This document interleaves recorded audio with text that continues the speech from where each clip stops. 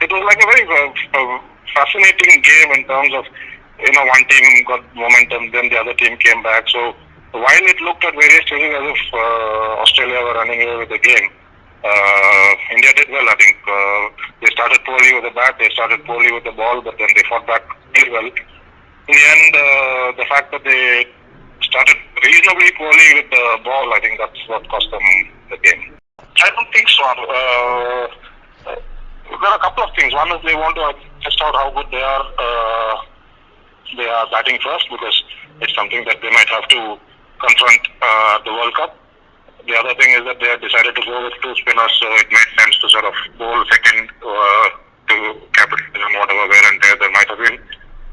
But there was no wear and tear, and once they started that badly with the ball, in the ease with which they allowed Warner and Finch to get off to a start, I think after that they were always playing catch up. So I think the decision to bat first was fine, because it was a very good surface to bat on right through the day.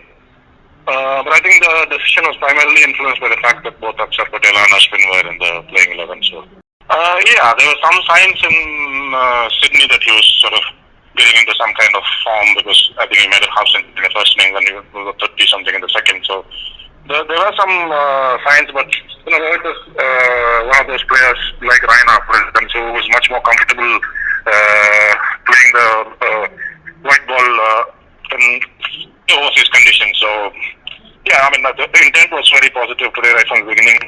He hit very early in the innings in the fourth over of Cummins. That was a fantastic shot.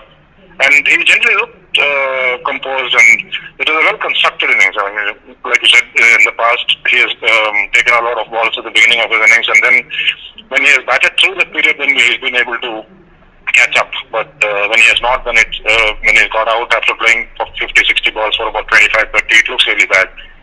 But today, right from the beginning, even though he lost Dhawan first and then Rahane and Kohli, he still kept looking for runs. It was not he was not throwing his bat around or something. It was sensible cricket. He batted really, really well.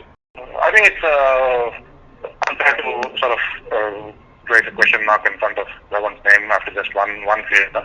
Yes, I mean he didn't have a great test series. Obviously, he lost his place and Rahul came in and made 100. But if you look at his one-day form in the last year and a bit, it has been very good. Not just in the subcontinent, but even in overseas conditions. He got 100 in England, and he did very well at home, both against West Indies and Sri Lanka. So, he got a reasonably good ball early in the innings, and he went chasing. But I think we need to give him some time. I don't think it's fair for us to start looking at options after just one failure in Australia.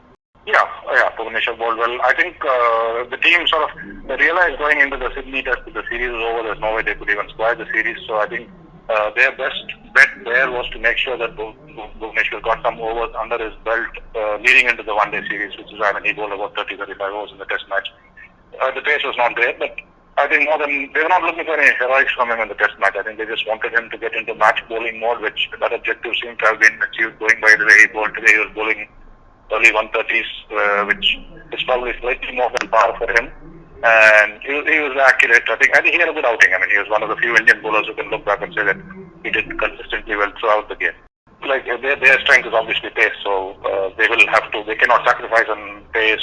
Then they lose the USP, so they will have to continue to bowl as quickly as they can. But yes, accuracy is a factor. They started very poorly. So once the ball got a little older and once it started to reverse a little bit, both of them were a lot more comfortable and they were a lot more probing in asking questions of batsmen. But it's very important to begin well, and the fact that they bowled so many short deliveries early on and allowed themselves to be cut, that is a source of concern. And they need to up their length a little bit more. I mean, they've been in Australia for a while now, so they should have figured out what length they need to bowl on these tracks.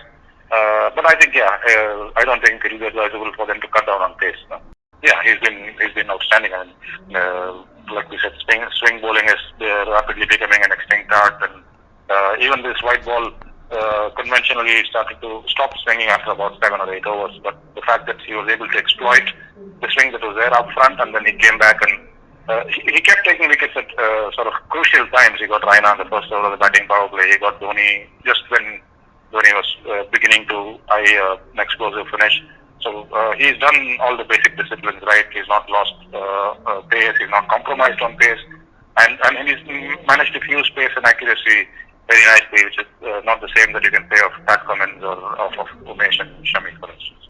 Yeah, it's quite bizarre. I mean, I remember before the Sydney Test match, Warner spoke about how send-off should no longer be a part of the game, and and when you talk, then you need to show that you can walk the talk as well. I think that incident was in pretty poor light. It didn't sort of cover anyone in glory. It was completely unavoidable. Completely avoidable. I'm sorry.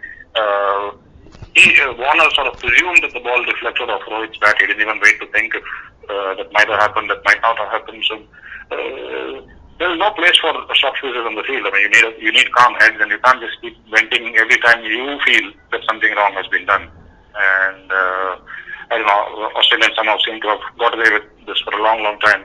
We'll have to wait and see if the match referee has anything to say in this instance.